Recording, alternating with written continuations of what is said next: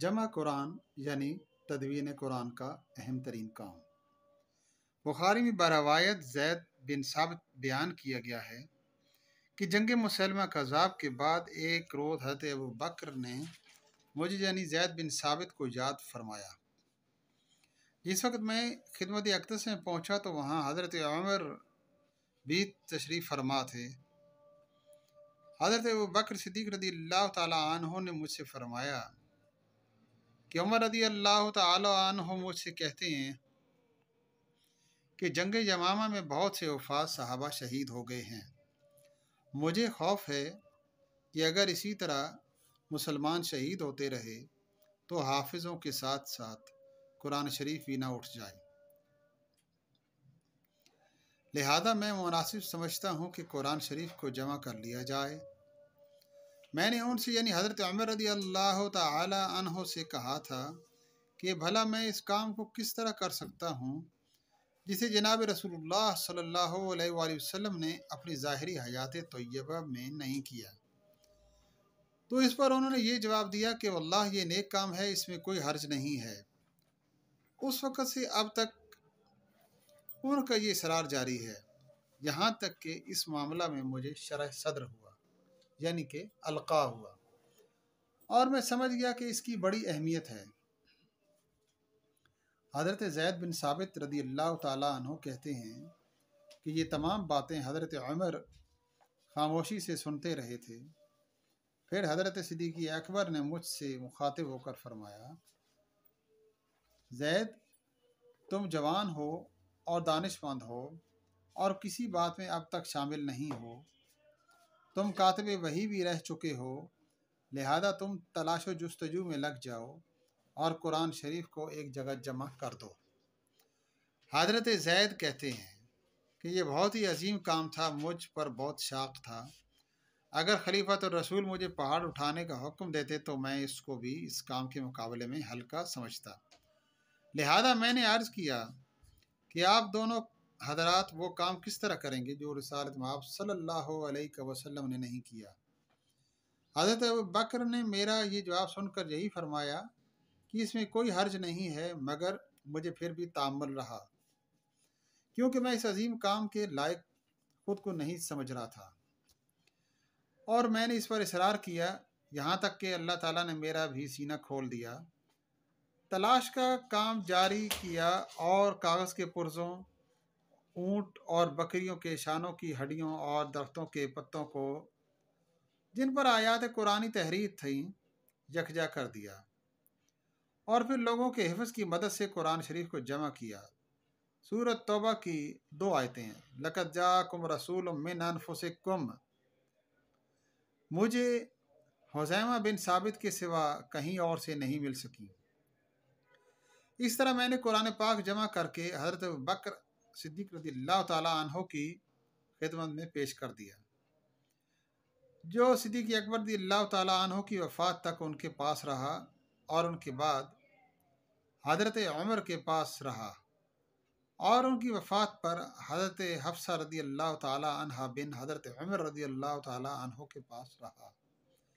حضرت علی رضی اللہ تعالیٰ عنہ سے روایت کرتے ہیں کہ قرآن شریف کے سلسلہ میں سب سے زیادہ اجر حضرت ابوبکر صدیق رضی اللہ تعالیٰ عنہ کو ملے گا کہ سب سے اول آپ ہی نے اس کو کتابی صورت میں جمع کیا۔ حضرت صدیق اکبر وہ ہیں جو سب سے اول اسلام لائے، آپ ہی نے سب سے اول قرآن شریف جمع کیا، آپ ہی وہ پہلے شخص ہیں جو خلیفہ کہہ کر پکارے گئے۔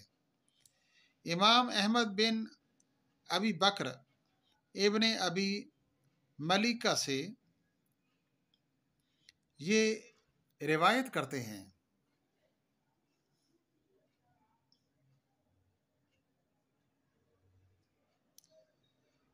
کہ انہوں نے فرمایا، حضرت ابو بکر رضی اللہ تعالی عنہ کو یہ خلیفہ کہہ کر پکارا، یعنی کہ یا خلیفہ کہہ کر پکارا، تو آپ نے فرمایا کہ میں تو رسول اللہ صلی اللہ علیہ وآلہ وسلم کا خلیفہ ہوں۔ یعنی خلیفۃ الرسول، اور مجھے یہی پسند ہے۔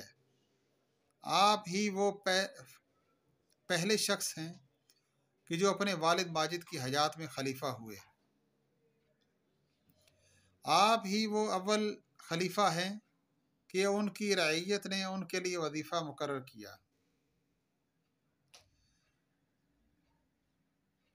بخاری شریف میں حضرت عائشہ رضی اللہ تعالی عنہا سے مروی ہے کہ جب حضرت ابوبکر صدیق خلیفہ مقرر ہوئے تو آپ نے فرمایا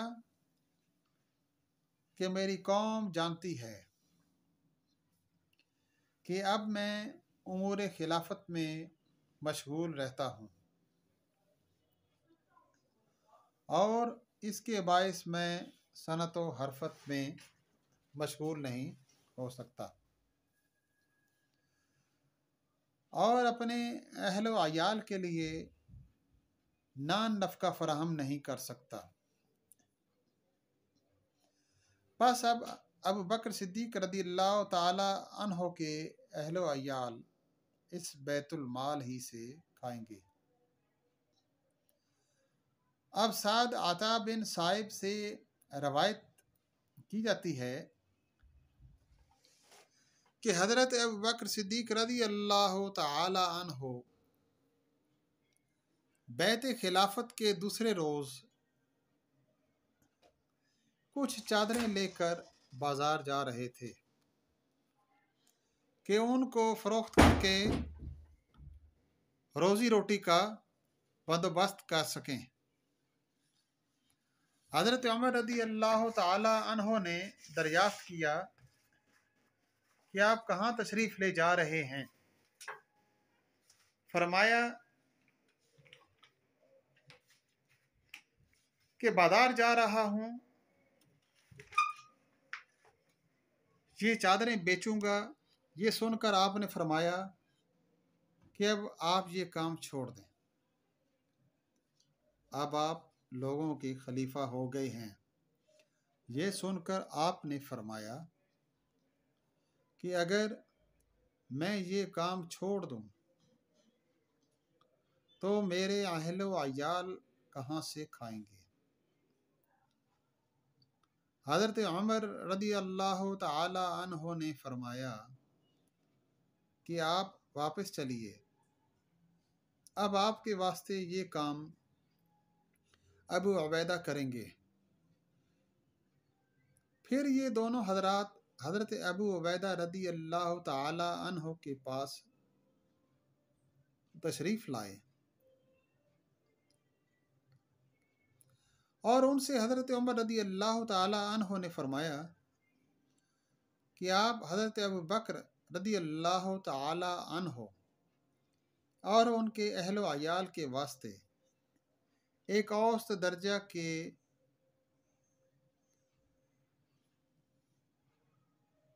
مہاجر کی خوراک کا اندازہ کر کے روزانہ کی خوراک اور موسم سرما اور گرما کا لباس مہیا کریں، لیکن اس طرح کہ جب پھٹ جائے تو واپس لے کر نئے اس کے عوض دے دیا جائے۔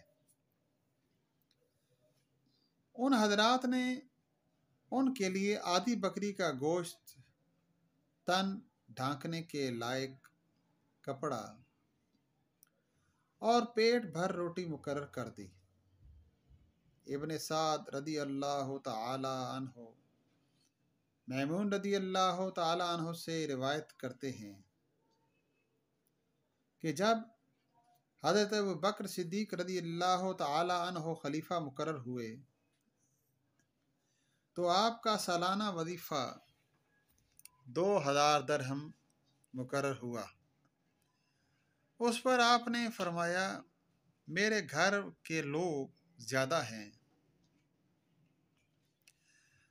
اس قلیل وظیفہ میں گزر اوقات نہیں ہو سکتی، اور مجھے تم نے اشغال خلافت کے باعث تجارت کرنے سے بھی روک دیا ہے، لہذا اس میں کچھ اضافہ کرنا چاہیے۔ چنانچہ اس میں 500 درہم کا اور اضافہ کر دیا گیا۔ سیدنا حضرت ابوبکر صدیق رضی اللہ تعالی عنہ نے اپنی وفات کے وقت حضرت عائشہ صدیقہ رضی اللہ تعالی عنہا سے فرمایا کہ دیکھو یہ اونٹنی کہ جس کا ہم دودھ پیتے ہیں، اور یہ بڑا پیالہ جس میں کھاتے پیتے ہیں،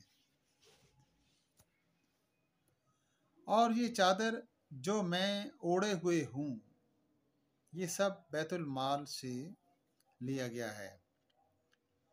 ہم ان سے اسی وقت تک نفع اٹھا سکتے ہیں جب تک میں مسلمانوں کے امور خلافت انجام دیتا تھا۔ جس وقت میں فوت ہو جاؤں تو یہ تمام سامان حضرت عمر رضی اللہ تعالی عنہ کو دے دینا۔ چنانچہ جب انتقال ہو گیا تو سیدہ حضرت عائشہ صدیقہ رضی اللہ تعالی عنہ نے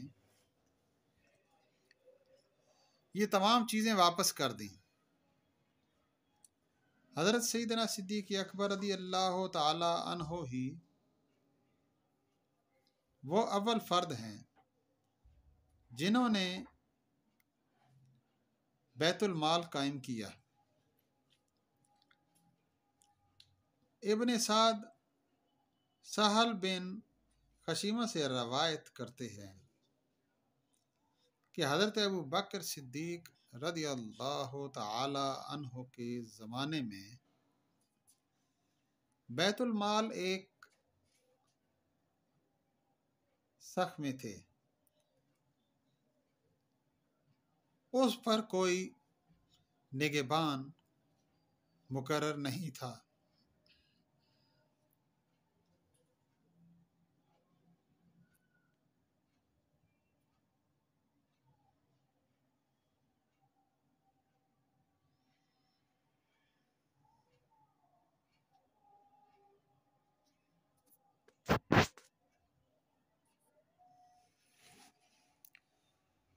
کچھ لوگوں نے عرض کیا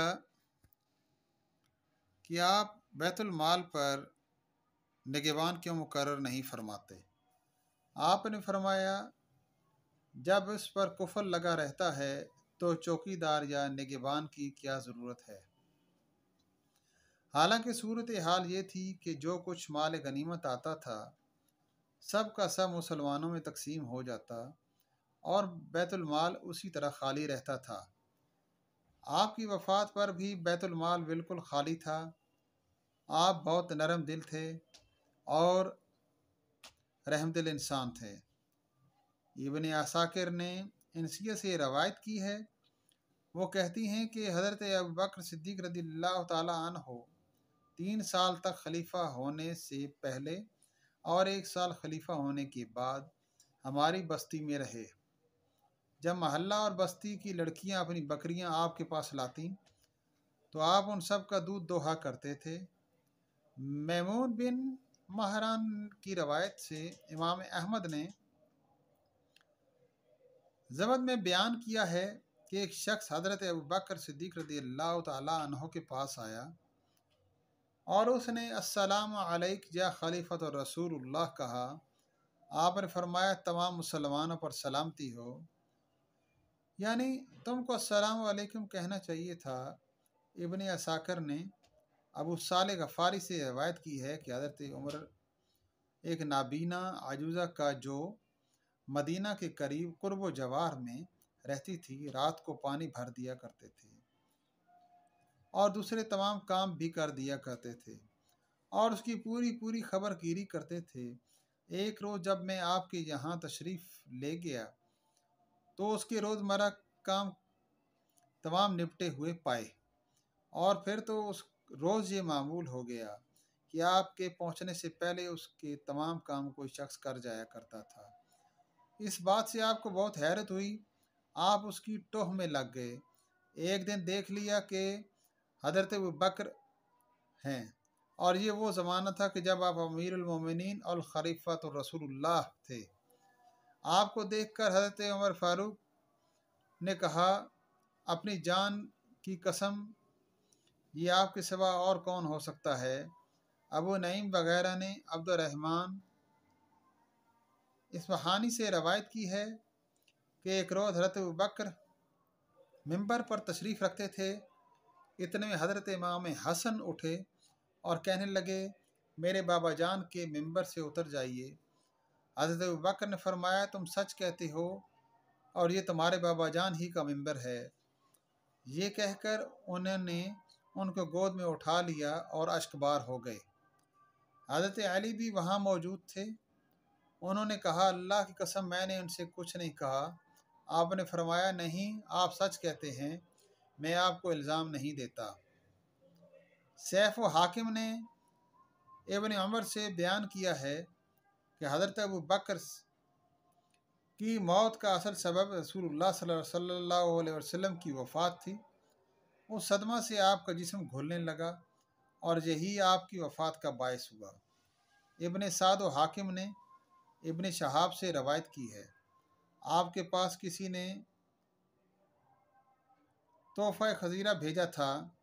آپ اور حارث بن کلدہ دونوں کھانے میں شریک تھے کہ اس میں زہر ہے، اور یہ وہ زہر ہے جس کا اثر 1 سال میں نمایاں ہوتا ہے۔ آپ دیکھ لیں گے کہ 1 سال کے اندر اندر میں اور آپ ایک ہی دن مر جائیں گی۔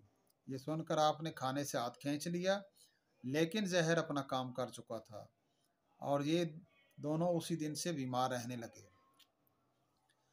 اور 1 سال گزرنے کے بعد ایک ہی دن میں وہ دونوں انتقال کر گئے۔ جب صدیق اکبر رضی اللہ تعالی عنہ نے اپنے بعد کے لیے حضرت عمر کو خلیفہ چن لیا تو صحابہ نے عرض کیا کہ وہ سخت مزاج بہت ہیں۔ تو آپ نے فرمایا کہ جب ان پر خلافت کی ذمہ داری پڑے گی تو وہ سختی چھوڑ دیں گے۔ میں بارگاہ الہی میں عرض کروں گا، اے الہ العالمین، میں نے تیرے بندوں میں سے بہترین شخص کو خلیفہ منتخب کیا ہے، اور جو کچھ میں نے کہا ہے وہ اس سے بھی بالا تر ہیں، اور یہ جو کچھ میں نے کہا ہے دوسروں تک بھی پہنچا دیں۔ اس کے بعد آپ نے حضرت عثمان غنی رضی اللہ تعالی عنہ سے فرمایا، آپ کہیے، بسم اللہ الرحمن الرحیم۔ یہ وصیت نامہ ہے جو ابو بکر بن ابی قحافہ نے اپنے آخری عہد میں دنیا سے جاتے وقت اور عہد آخرت کے آغاز میں عالم بالا میں داخل ہوتے وقت لکھایا ہے۔ یہ وہ وقت ہوتا ہے جب کہ ایک کافر بھی ایمان لے آتا ہے، اور ایک کاذب بھی سچ بولتا ہے، اور ایک فاجر و فاسق بھی نور یقین حاصل کر لینا چاہتا ہے۔ لوگوں، میں نے اپنے بعد تمہارے اوپر عمر بن خطاب کو خلیفہ مقرر کیا ہے۔ ان کے احکام کو سننا اور ان کی تعمیل کرنا میں حت المقدور اللہ اور اس کے رسول صلی اللہ علیہ وآلہ وسلم اور دین اسلام، اپنے نفس کی اور تمہاری خدمت کی ہے، اور جہاں تک ممکن تھا تمہاری بھلائی اور بہتری میں کوئی دقیقہ اٹھا نہیں رکھا۔ والسلام علیکم ورحمۃ اللہ وبرکاتہ۔ اس کے بعد آپ نے دعا کے لیے ہاتھ اٹھائے اور عرض کی، یا اللہ، یہ جو کچھ میں نے کیا ہے اس سے میرا مقصود مسلمانوں کی فلاح و بہبود ہے۔ تو اس امر سے واقف ہے کہ میں نے فتنہ و فساد کے انسداد کے لیے یہ کام کیا ہے۔ میں نے اس سلسلہ میں اپنی رائے کے اجتہاد سے کام لیا ہے۔ میں نے ان میں سے جو سب سے بہتر تھا اس کو ان کا والی بنایا ہے، اور جو ان میں سب سے زیادہ قوی اور نیکی میں حریص ہے۔ الہی، میں تیرے حکم سے تیرے حضور ہو رہا ہوں۔ الہی، تو ہی اپنے بندوں کا مالک و مختار ہے، اور ان کی باغ ڈور بھی تیرے ہی ہاتھ میں ہے۔ الہی ان حاکموں میں صلاحیت و درستی پیدا فرما اور عمر رضی اللہ تعالی عنہ کو خلفائے راشدین میں شامل کرنا، عوام اور رعیت کو صالح زندگی بسر کرنے کی توفیق عطا فرما۔